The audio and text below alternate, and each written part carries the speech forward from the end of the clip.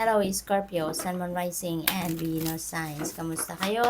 Sana po'y nasa mabuti kayong kalagayan. Welcome back po sa Star Tarot. Kung bago kayo dito, welcome din kayo. Thank you sa inyong support. I truly appreciate it. God bless you all, Scorpio.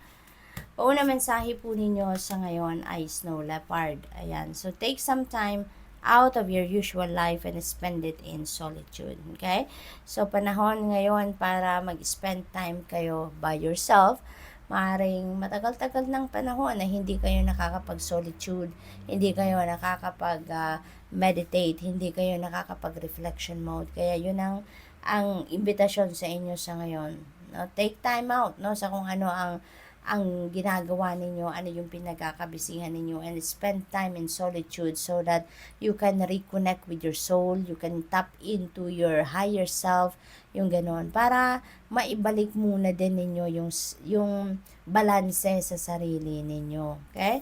Kasi maaring fragmented na din ang isip ninyo sa ngayon, hindi na kayo nakakapag-concentrate. We have Seagull. Now is the time for deep emotional healing, Scorpio. Panahon na, no? Kaya siguro kayo kailangan na mapag-isa muna, kailangan na mag-muni-muni, mag-isip-isip, so that you can start healing yourself, no? Para mas may isip nyo na ngayon na kailangan ng iwanan na behind you kung ano man yung mga sama ng loob ninyo, ano man yung mga nagpapahirap sa buhay ninyo, yung ganon, ano? Scorpio. What else? We have humpback whale. Music is essential to your healing and well-being, whether singing, playing an instrument, or listening. Okay? So, this is an important reminder para sa iyo, Scorpio. No? Importante, no? Sa pag-heal ninyo, importante sa pag-aayos ng sarili ninyo yung musika. Importante na gagawin nyo pa rin yung hilig ninyo sa music, whether that is kumanta, whether that is magsulat ng kanta, whether that is makinig sa kanta, kahit ano pa man yan, no? Makakatulong yan sa inyong pag-heal, makakatulong yan sa inyong pag-move on. We have rattlesnake. The experiences that you're presently going through are initiation into fulfilling your purpose as a healer. So, maaring piniprepare na kayo ngayon ng universe, no? Maaring mayroong mga pangyayari sa buhay ninyo sa ngayon na hindi ninyo maintindihan, hindi ninyo mag-gets, pero eventually, maiintindihan din ninyo yan.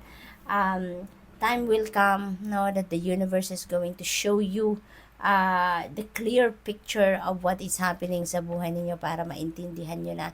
But now that is a preparation for you.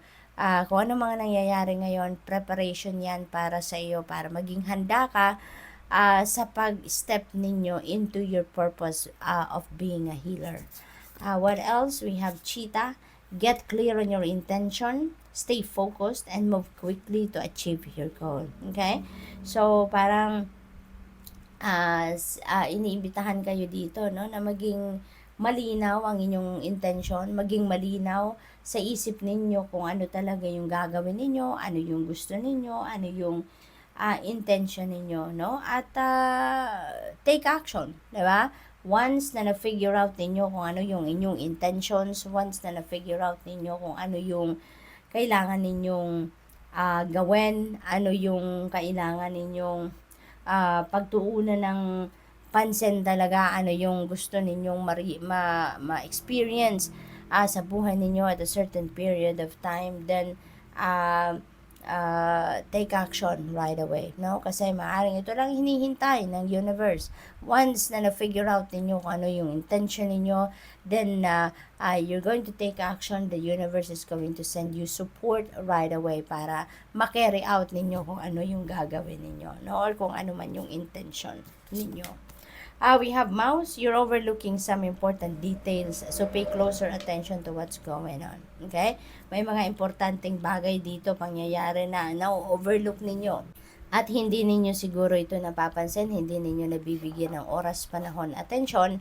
Kaya kailangan na ano muna kayo, pagmasdan ninyo, mag-observe kayo, no?